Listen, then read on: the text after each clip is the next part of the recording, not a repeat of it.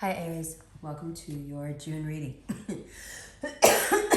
As you can tell, my voice is a little bit off. I lost my voice earlier in the month and was forced to take some time off.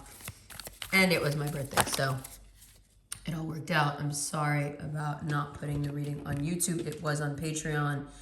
Part was on Patreon, and I feel like if you want to go see the May part 1, please go right ahead. But let's get into June. So, even if you're not completely sure how to say what you need to say, even if you're not completely sure how you feel, the feelings are going to come out. So, one of the things that you can get really comfortable saying in June is, I'm not sure, but I'm feeling like.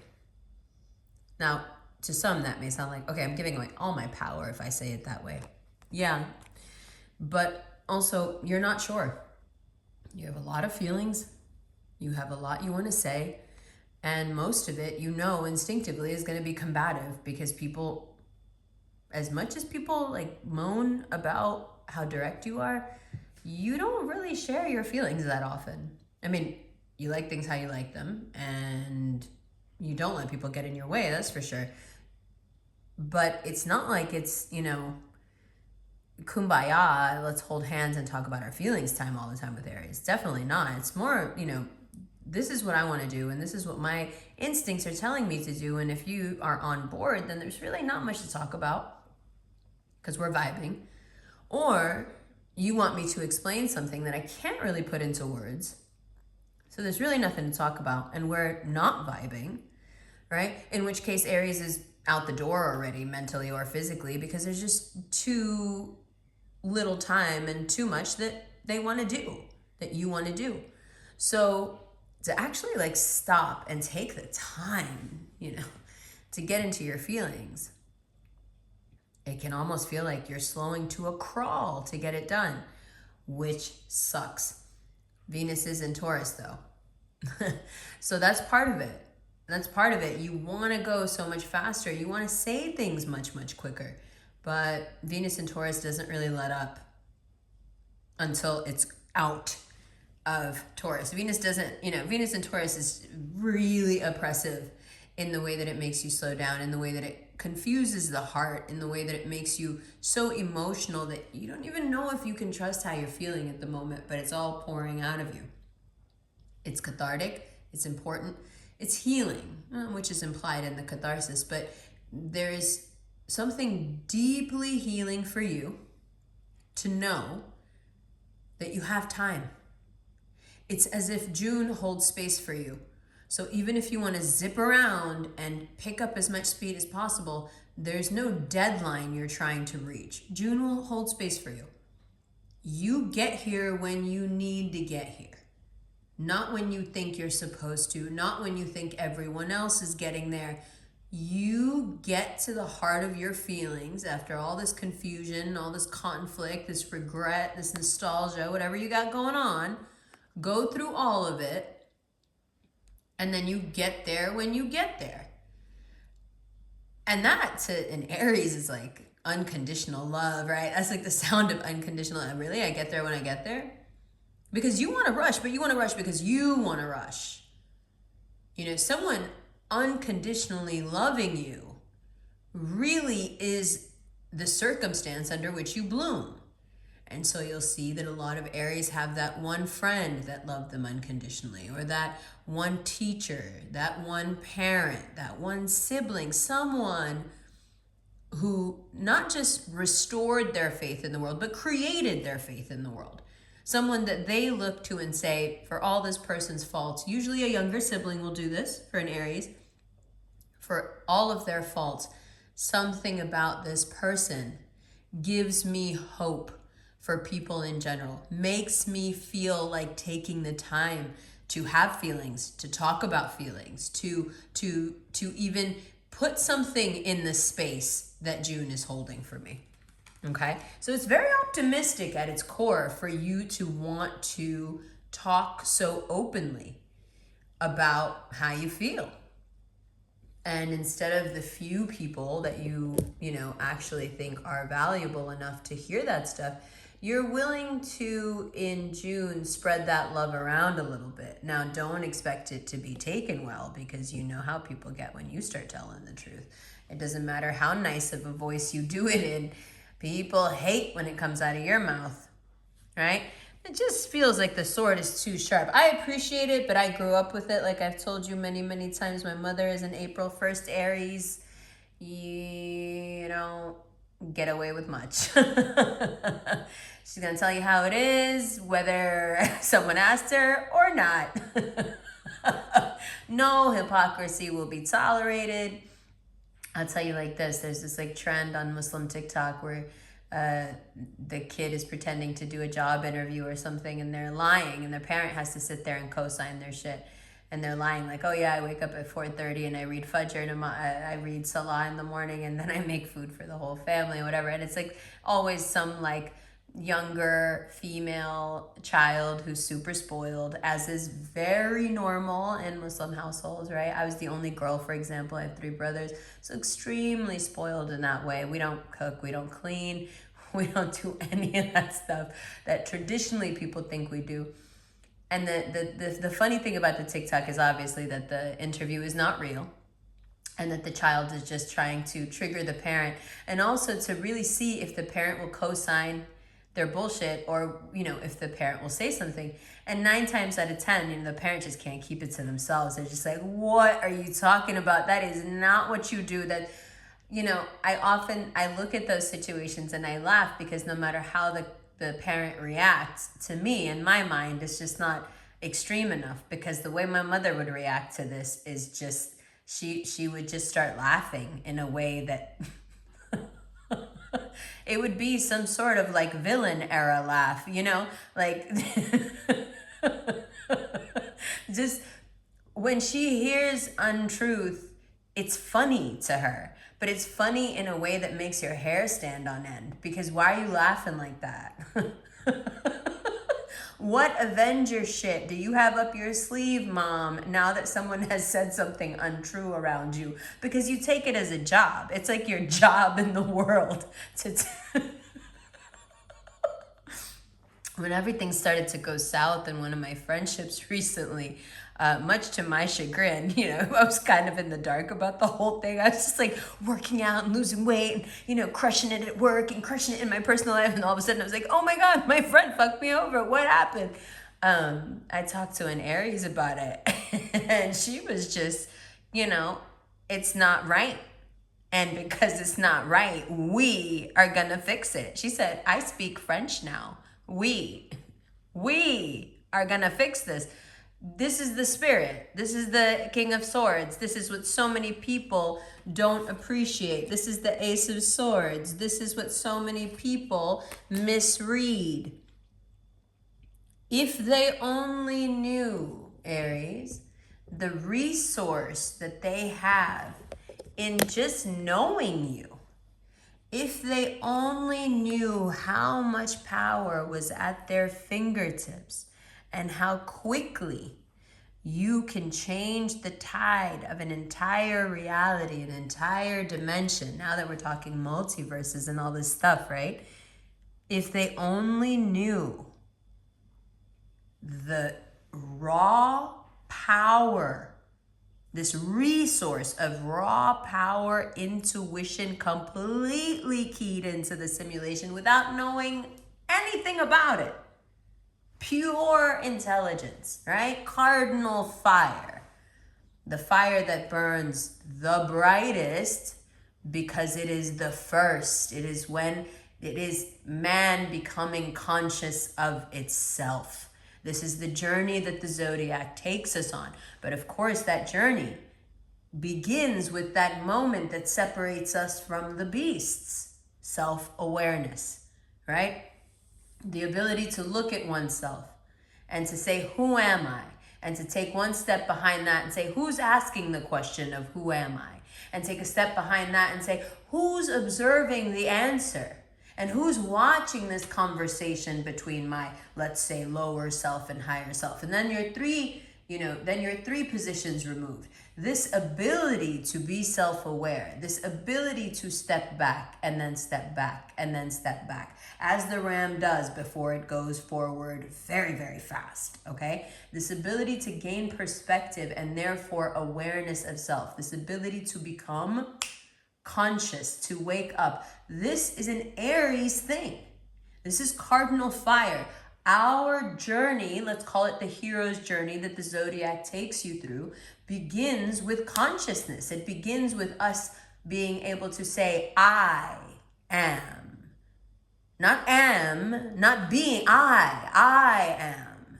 I am conscious of self. That I, this is Aries. This is peak Aries behavior. Right? So this perspective that you are able to gain, because you are the ones that push us into self-awareness, even though you don't really, you're not usually very self-aware. That's the thing. You're aware, you're conscious on a level that's so pure that even self-awareness seems like self-consciousness. Do you understand what I'm saying? It's too clumsy for you. That comes later when we add a bunch of thought to it and put a bunch of meaning and a bunch of value, right? Taurus is going to take what you give it and give it a lot of value, and then Gemini's like, all this material value, that's gross. What about, let's give it some existential value, right? Let's pour some philosophy on this, right? And then Cancer looks at that and goes, geez, look at all this logic and analysis, how fucking boring. And then it wraps that in its feelings and its emotions and this deep torrent of the tide that no one else can understand, imbues it with meaning, right? This is the journey, and that journey continues and continues and continues until you get to the snake eating its own tail, that end that is the beginning.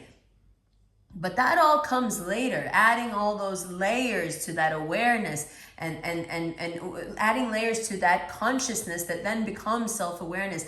This is a sophisticated process that each sign adds its own thing to. But that first consciousness, that I am, even to be able to discern between what is you and what is not you, being able to separate yourself from the environment in which you have been created, in which you live, in which, in fact, you cannot live without, and still be able to carve out a place for yourself metaphorically and, as Aries often do, physically, right? This I am requires perspective. You have to be able to step back and look at everything to be able to see your place in it and see how you are an individual in it. That perspective is something that you are very often not given credit for. It's something that's overlooked. That's something that we like to associate more with the more quote unquote intellectual signs. But what I'm telling you is, how much more intellectual does it get than consciousness? You are an extremely elevated sign when it comes to intellect, but just because you can't show your work on the paper, you often don't get the respect you deserve for it. Just because you're jumping straight to the solution line and writing in the answer and you can't for the life of you show your work, doesn't mean that the intelligence is in some way flawed or invalid. Your intelligence is extremely legitimate. It's legit. And this month you have a chance to use it as Venus moves into Gemini. So Venus in Taurus is like, there's a lot of feelings, it's a lot of back and forth, it's a lot of, I don't mean to say it like this, and I haven't really quite formulated it yet, but here goes. Okay, so what this is here is what I've just been describing to you. So a lot of times because you can't show your work, whether you've been trained through school and through peers, through your parents, whoever, to not lean into this, not being able to show your work and just go with this lightning fast intelligence. If you've been kind of taught out of that, if you've had people, if you've unlearned that, okay? June is a great time to get back into it. June is a great time to actually trust that thing and go with it and not try to make sense of it, and don't give up if someone doesn't see the work in between. It's not for them to see. The breakthrough for you in June is that just because you can't show your work doesn't mean shit, because no one's supposed to be asking you in the first place. Why do they need to see your work? The answer's right. Bye. The answer's always going to be right. Bye. You get to that point in June where you start to feel really, really strong, Okay, you're feeling very powerful, you're feeling very seductive because you're keyed in.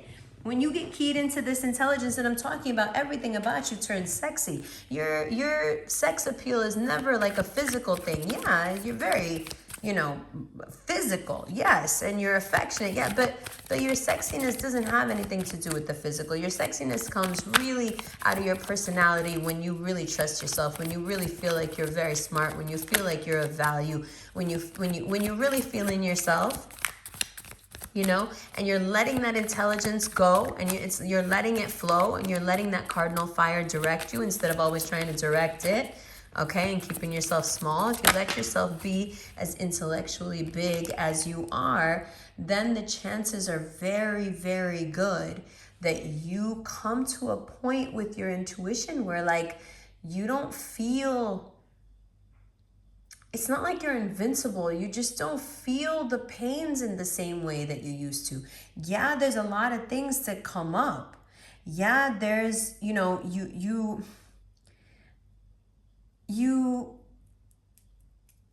have to decide, okay, if you have the time for certain connections. Because there's certain connections that they feel like they'll die without you.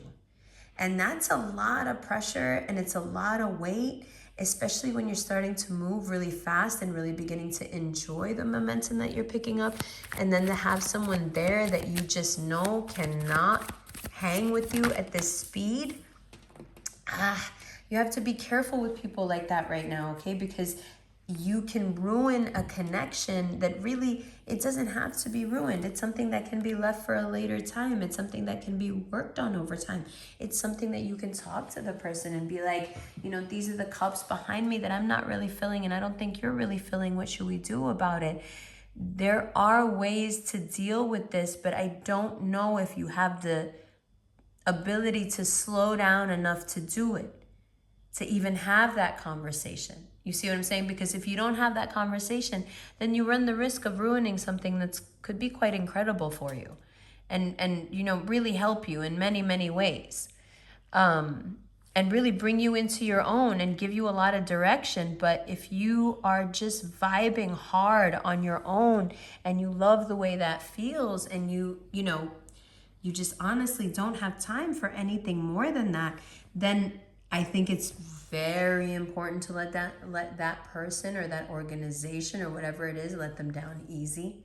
Okay, especially if this is something that you've committed to, especially if this is something that you committed to do for quite some time, especially if there's paperwork involved, and you just really can't do it for whatever reason. The thing is, Aries, you don't need to explain yourself. If you don't have time, you don't have time. Don't ruin the relationship. Don't ruin the connection. Don't ruin the professional, reputation. Just be honest. Be honest in a way that's almost childlike. You know how Geminis are. Just go with our Gemini energy. You know how Geminis will just say anything and just like let the chips fall where they fucking may. This is it. This is it. Especially if something is really just draining you to the point where it has to be addressed. Especially if this is a work thing. If you've committed to something or signed on to something, and God forbid the person you're with or the partner, the person you like wants to also do this, then things can get messy. You can start taking it out on yourself. You can start, turning your unhappiness into your fault. Okay, and we just don't want to start going down that road. So if you need to talk about something like this with someone, especially if they're, romantically really important to you, between the 11th and the 12th, just get it done. Just say what you need to say. They'll appreciate it. They won't run you through for it. They'll give you your time with it. They'll maybe try to talk you out of it, which is a little bit annoying. But they're not wrong when they say just because it's not working now, it doesn't mean it won't work later. It'll most probably work later. So for those of you who are already in a committed something or other and not single, this is the time where, you have to deal with things that are not so romantic, It's like the honeymoon's over, kind of, there's money issues, and there's other people around. It could be kids, it could be relatives, it could be, a job that's very demanding. But in established couples, especially around the 18th and the 19th, it's like the real world sets in, and the real world is not as romantic as one would think. And this shouldn't be a shock to you, but it is, which is, you know, it just speaks to your, I'm just trying to get these cards off the table, my nails. Just speaks to your level of romanticism and what you know, what you hold to be important to you. And it can be a little bit disconcerting that it's not quite as syrupy as you wanted it to be, or not quite as enamored as you were hoping it would be. But really, you just need to just keep rolling with it. This is just another part of life. This is just what it means to mature in a relationship. And if you're never going to get over the stage where you're just hot for someone, you'll just bounce from hot to hot to hot to hot, and it'll never be anything more than that, right? So there's a little bit of bravery necessary here to push through the hot period into, for now we're talking about established couples. So if you're pushing through that hot period into something that's much more, you know, solid, grounded, that may not necessarily be your kink. That may not get it done for you, and you may even lean into it more because it obviously does something for your partner and they love it. But if you compromise yourself deeply on this point of freedom, it will come back to bite you later. This is the season where you say what's bothering you, even if you've just gotten done getting together, even if you've just gotten married, even if you're just getting divorced, even if, like, you need to speak up, because you're speaking for a lot more than just the present moment right now. You're speaking for years to come. On the 21st, you have the sun move into Cancer, and you really do feel, you know, in Gemini season, whatever it is, it's small things that can turn into really big things. So right now, mentioning them is like really no big deal, even though you might be afraid. But if you mention them now, it's like really nothing. You just move right along.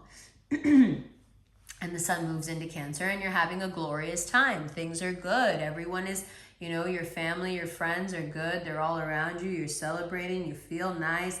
You know, people are responding to you the way that you've always kind of wished they would, with a lot more respect. It's like people have gotten to know you a little bit more, and you've let yourself be known a little bit more, and people love what they see. So it's all very affirming. Now, there are some irritations because negotiations and paperwork and all that, it just started moving about 7 days before the 21st. As Mercury moves back into Gemini after its retrograde motion back into Taurus, and now moving back into Gemini on the 13th, paperwork and everything starts to move. So you're feeling really good with your family on the 21st. But from the 13th to the 21st, you've had this push where paperwork and the things you needed to get done, all of it is starting to work out. You're starting to see many work collaborations or work opportunities showing up that just seemed either stalled or they just weren't going to get done, and it was a wrap, and you just needed to like take that out. No, all that stuff is starting to come back around. And it all begins to work again, and in a way that's really confirming for you. It's affirming for you when it comes to the other decisions that you've been making in your life. Everything seems to mirror back to you at this time that you are making the right decisions, and that you are being conscious. Again, here's that word. You're being very conscious and conscientious about the choices that you're making. And the universe is responding to this. God is responding to this. The simulation is responding to this. And out of a sense of almost gratitude, you know, you are being so careful with your steps and with your actions and with your words, and it feels like the universe is careful and soft in return, which is a great change from how it's been for, you know, a year. Now, be honest about what you want, especially if it's something that's like, listen, I know you really like this, but, right? I don't really like this, or I know you really like this, but I don't like it when you do like this. I know you really like this, but, you know, and let it be. Let it, just say it how it is and let it be. And you have Saturn going retrograde, and, you know, if you're not realistic about the things that you're saying, and you're not realistic about what you can tolerate and what you can't tolerate, Saturn retrograde is going to show you. So you're going to end up saying something anyway, and then you're going to end up saying you're wrong. You know, then all of a sudden you're the bad guy, even though you didn't do anything, even though you're just telling the truth about what you need. You understand what I'm saying? The Saturn is going retrograde on the 4th. So you have a few days. You have 3-4 days to just say things as they are. They won't be as bad as you think they will be, and they won't be received as bad as you think. And Saturn will then take the ball from there and restructure as necessary. So you've got this like great big brother energy right now to help you through this. But you're the one who has to take the first step. You're the one who has to be honest about whatever it is. And again, it's something that it's like, I don't really mind it, and this person really likes it, so it's no big deal. But like inside you do actually really mind it. It's just not a big deal to you because you really love this person. Okay, that will cause such an enormous amount of resentment. Like, no, you don't want to do that. You don't want to do that, right? So use what you have, okay, to say what you need to say, and then dive into that Saturnian energy and think about what you want to do and how you want to do it better. Look at your business, look at your work, take some time to take some risks in June that have to do with work and job. Around the 15th and the 16th, you have great luck, especially if you're out meeting people, applying for jobs, trying to merge businesses, whatever you got going on. If it involves other people and money, from the 15th to the 16th is great luck. Also the best days to go somewhere where people, like-minded people, are hanging out. If that's a golf course, if that's a country club, if that's a hip restaurant, if that's, a hip person's house that everyone seems to meet at, whatever it is, you want to be out there, you want to be, you want to be moving and shaking on the 15th and the 16th because you have all the luck in the world when it comes to money. So why not? Right? Now, but this is not a time where you should be asking anybody for money. Okay? Whatever you need to do, you need to get it done in the resources that you have because it's going to get done best that way. No matter how much you think that throwing money on the problem is going to make it better, it's not, and it might not even be a problem. It might be something creative. It might be something inspirational. The money is not the factor. Get out of your head about the money. You don't need the money. You need to figure out a doper way to do this because the money is actually going to be an impediment and it will not make it better. It will make it worse. Okay, so that's why the money for that thing isn't coming in because you are being asked to use your ingenuity and your smarts and your, that thing you have. That thing we were talking about where you just know without knowing, use that. Use that. Stop seeing, wherever right now you're seeing finances as an obstacle, June is going to teach you to get out of your head about it.